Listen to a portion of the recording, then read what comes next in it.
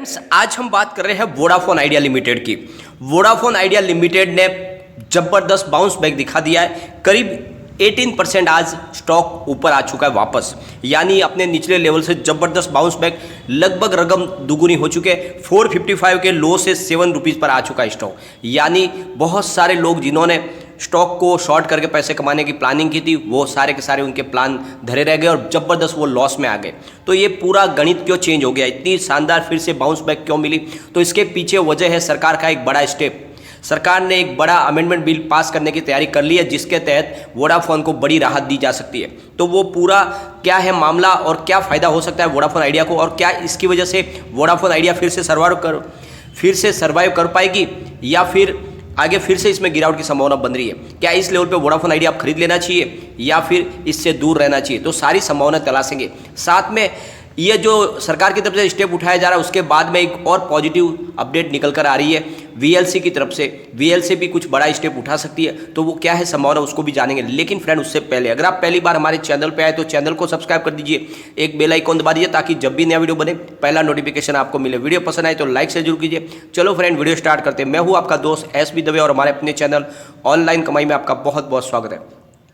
Friends, जो चाहते थे कि वोडाफोन आइडिया 1-2 रुपए का हो जाए, उनके सारे सपने धरे रह गए और स्टॉक फिर से शानदार बाउंस बैक की तरफ ऊपर की तरफ चला गया, यानी 7 रुपीज़ पे आ गया। जो भयंकर गिरावट हुई थी उसमें बहुत सारी रिकवरी हो गई, और ऐसे लोग जो इसको शॉर्ट करके पैसे कमाना चाहते थे उनको जबरदस्त लॉस हो गया, और उनको एक सबक भी मिला कि इस तरह से किसी भी शेयर को गिराने से क्या होता है। फ्रेंड्स, वो एक बहुत अच्छा स्टेप उठाया गया है सरकार की तरफ से। तो क्या है वो स्टेप, उसको जानेंगे, लेकिन एक बार कारोबार को डिस्कस कर लेते हैं।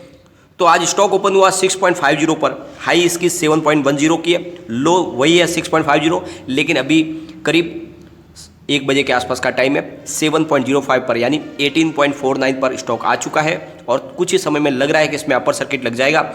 स्टॉक के अंदर बहुत ही शानदार मोमेंट बन चुका है। अगर इसके वॉल्यूम को एनालिस करें तो पिछले 1 महीने पहले इसका 58 करोड़ रुपीज़ का वॉल्यूम था, 1 वीक पहले 116 करोड़ का वॉल्यूम था। कल इसका जबरदस्त इंडियन स्टॉक मार्केट में जबरदस्त वॉल्यूम की बढ़ोतरी देखने को मिली थी। 225 करोड़ रुपीज़ का वॉल्यूम होता है। इतना शानदार वॉल्यूम हमें कभी देखने को नहीं मिला जितना भयंकर वॉल्यूम एक दिन में देखने को मिला एक शेयर के अंदर। और आज अभी 79 करोड़ का वॉल्यूम है, तो वॉल्यूम में थोड़ी सी कमी है, और इसके पीछे वजह है ये कल जो वॉल्यूम हुआ था ये सब शॉर्ट से किए थे शेयर।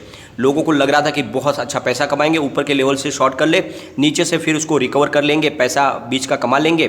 बिना शेयर के ही पैसे कमाने के चक्कर में चले थे, जबरदस्त लॉस में बैठ गए, क्योंकि फिर से शेयर ने जबरदस्त बाउंस बैक दिया कल ही, और बहुत लोगों को लॉस हुआ। तो ये एक अच्छा है, इस तरह से जो किसी भी शेयरों को गिराने के लिए जो कोशिश की जाती है ऑपरेटर के द्वारा, तो उनको एक सबक मिला है कल। तो फ्रेंड्स, ये बाउंस बैक क्यों आया, उसके पीछे वजह है सरकार की मंशा। जैसे कि मैंने आपको कल भी डिस्कस किया था, उसके पहले भी परसों किया था, कि सरकार इस तरह से एक बड़ी कंपनी को डूबने नहीं देंगे। वो इनके लिए अपनी तरफ से कोशिश जरूर करेंगे, क्योंकि वोडाफोन आइडिया एक अकेली कंपनी नहीं है। हिंदुस्तान के लाखों लोग इसके रोजगार के साथ जुड़े हुए हैं, क्योंकि टेलीकॉम सेक्टर की ये तीसरी सबसे बड़ी कंपनी है, और छोटे से छोटे कस्बों में इसके एजेंट है, और उनके रोजगार सब एक साथ में बंद हो जाएंगे। और इसलिए सरकार इतना बड़ा स्टेप कभी नहीं उठाएगी कि वो उसकी वजह से कंपनी बंद हो जाए। तो उसके लिए वो कोशिश तो करेगी। तो बड़ा स्टेप उठाया गया, तो वो क्या है उसको हम एक बार डिस्कस कर लेते हैं।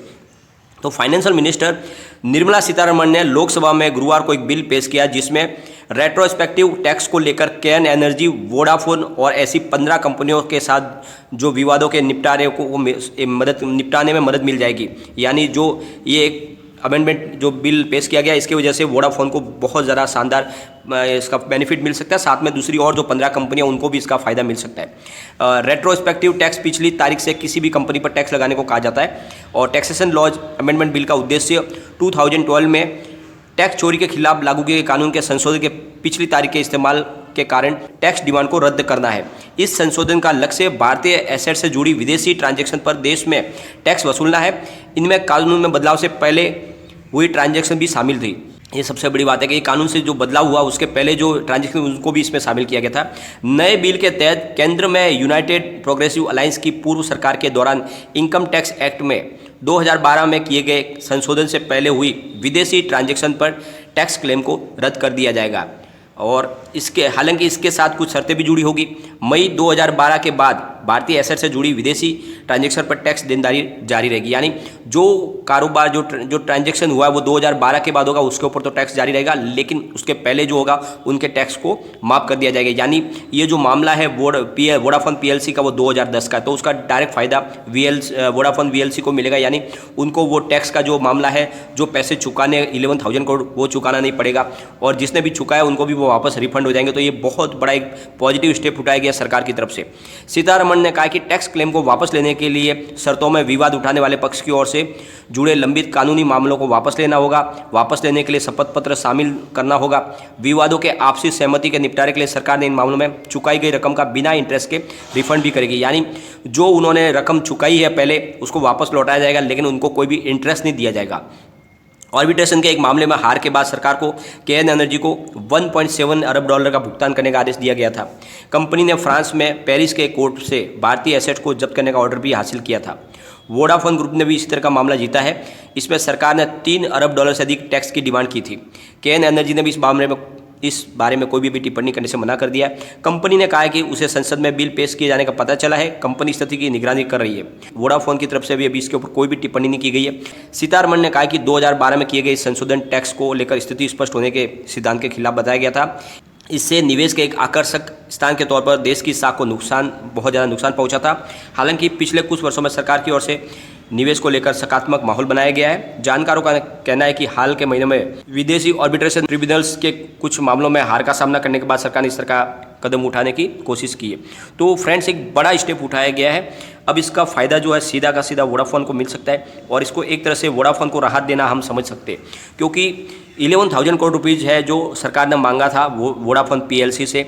2010 का मामला था, लेकिन इस अमेंडमेंट से, इस बिल में संशोधन होने के बाद ये जो मामले में अभी उनको पैसा चुकाने की जरूरत नहीं पड़ेगी। तो इसके बाद में वोडाफोन आइडिया भी आगे स्टेप उठाने की कोशिश कर सकता है। वोडाफोन वीएलसी इस वोडाफोन कंपनी के अंदर फिर से नया इन्वेस्टमेंट डालने के बारे में सोच सकता है, और फिर से इसको पुनर्जीवित करने के बारे में वो सोच सकते हैं। यानी वो अपने स्टेक को बढ़ा सकते हैं और इस कंपनी को लेकर वो आगे चल सकते हैं, क्योंकि सरकार की तरफ से भी एक बहुत बड़ा पॉजिटिव स्टेप उठाया गया है। और इसकी वजह से कोशिश ये समझ में आ रही है कि अब इसके कुछ भविष्य उज्जवल हो सकता है, और कंपनी में जो भी संभावना बनी थी तकलीफ की वो खत्म होने की संभावना बन सकती है। यानी एक सरकार के ने बहुत बड़ा एक सकारात्मक कदम उठाया, जो एक प्रकार से जो पेनल्टी लगाई गई थी वोडाफोन वीएलसी के लिए, जिसकी वजह से उनको हिंदुस्तान छोड़ना पड़ा, वो नाराज़ हो गए थे हिंदुस्तान के कारोबार से। लेकिन अब 2010 के मामले को उन्होंने इस अमेंडमेंट बिल के माध्यम से उसको निपटा लिया गया है। तो समझ लो कि ये जो बिल पास हो जाएगा तो वोडाफोन वीएलसी को इस राहत बड़ी मिल जाएगी, और इसकी वजह से वो फिर से नए इन्वेस्टमेंट करने के बारे में सोच सकते हैं। तो ये एक बहुत बड़ा पॉजिटिव स्टेप है, और उसका फ़ायदा मिला है वोडाफोन आइडिया के शेयर को, और शानदार बाउंस बैक दिया है। 4.55 इसका 52 वीक का लो था जो इसने अभी कल बनाया था रिसेंटली, और वहाँ से ज़बरदस्त बाउंस बैक दे दिया है। 13.80 इसका 52 वीक का हाई था। तो स्टॉक बिल्कुल अब 50% पे आ चुका है, करीब 7 रुपीज़ के आसपास आ गया है। 50.55% दूर है अपने 52 वीक से, और 50.36% वापस ऊपर से करेक्ट भी हो चुका है। यानी लगभग ये अपने आधी लेवल पे आ चुका है अपने हाई लेवल की प्राइस से, और बहुत ही शानदार पोजीशन बनी है फिलहाल। लेकिन अभी भी इसमें आपको संभल के रहने की ज़रूरत है। फिलहाल इसमें फ्रेश इन्वेस्टमेंट करने से बचे, और जो आपका इन्वेस्टमेंट है उसको लॉस बुक करने से बचे, क्योंकि अभी थोड़ी सी इसकी मामला पूरा क्लियर नहीं हो पाया, लेकिन पॉजिटिव सिग्नल निकल के आ चुके, तो इससे गिरावट थम गई है। और जो लोग चाहते थे कि इसकी प्राइस 1-2 रुपये हो जाए, उनको बड़ा सबक मिला है। और ये जो कोशिश किए जाते हैं ऐसी हमेशा संभावना पूरी सही नहीं होती है। तो फ्रेंड्स, ये आपको ध्यान रखना है कि हर चीज़ जैसा सोचते वैसे नहीं होते। लेकिन फिलहाल टेक्निकल लेवल तो बेरिश बने हुए, तो गिरावट हो सकता है फिर से थोड़ी मामूली हो भी जाए, लेकिन आपको इसमें अपनी डरने की जरूरत नहीं है, क्योंकि सरकार ने अपनी तरफ से स्टेप उठाने शुरू कर दिए। एक बार इसके पिवट लेवल को चेक कर लेते हैं फिलहाल क्या माहौल बन रहा है। तो अगर स्टॉक फिर से यहाँ से अगर स्लिप होता है तो 4.97 का इसका फर्स्ट सपोर्ट है। स्टॉक अगर उसको भी ब्रेक कर लिया तो फिर 3.98 तक जा सकता है, और थर्ड सपोर्ट इसका 3.42 है। तो बहुत भयंकर अगर गिरावट फिर होती है तो फिर ये करीब 3.25 तक जाने की संभावना बनती है। लेकिन यहाँ से अब स्टॉक दौड़ेगा तो फर्स्ट टारगेट 6.52 का जो ऑलरेडी इसने ब्रेक कर लिया, सेकंड टारगेट 7.08 का है जो भी आज इसने क्रॉस कर लिया, तो अब 8.07 तक ये बहुत जल्द जा सकता है। यानी कल आपको 8 रुपये की इसकी प्राइस देखने को मिल सकती है। तो आपका जो नुकसान है लगभग वो पूरा आपको कवर होता हुआ दिखाई देगा, क्योंकि पहले दिनों भी हमने जब ये मामला बना वोडाफोन आइडिया की मुसीबत बनी, जब आदित्य बिरला ग्रुप की तरफ से कुमार मंगलम बिरला ने इस्तीफा दिया, उसके बाद जो प्राइस गिरी वो सारा उसको डिस्काउंट कर लेंगे और प्राइस फिर से उसी लेवल पे आएगी जहाँ पर ऑलरेडी पहले थी, यानी 8 रुपये तक तो इसकी प्राइस आई हुई थी पहले। तो आपको बहुत ज़्यादा जो है इसमें राहत मिलने की संभावना बनेगी और फिर धीरे धीरे इसमें लॉस कवर होने की संभावना बनेगी। तो जो लोग शांति से इसमें बैठे रहे उनके लिए तो पॉजिटिव न्यूज़ निकल के आ गई है, और जो लोग सिर्फ रूमर फैलाते हैं और इसमें शॉर्ट करके पैसे कमाना चाहते हैं उनको तो ज़बरदस्त सबक मिला है। और ऐसे ऑपरेटरों की जो है कोशिश जो है वो हमेशा सही साबित नहीं होती है, और हमेशा उनको है ऐसी जो कोशिश करते तो उनको सबक मिलना ही चाहिए। तो जिस तरह से शॉर्ट करके वो पैसे कमाना चाहते थे उनका जो दाव है पूरा उल्टा पड़ा है। आगे अब और क्या संभावना बनी उसको हम डिस्कस करेंगे, लेकिन फ्रेंड कोई भी इन्वेस्टमेंट करने से पहले अपने फाइनेंशियल एडवाइजर से एक बार एडवाइजर ले लें या अपना खुद का रिसर्च करें, क्योंकि मैंने वीडियो आपके एजुकेशनल पर्पज के लिए ही बनाया। वीडियो पसंद आए तो लाइक शेयर जरूर कीजिए।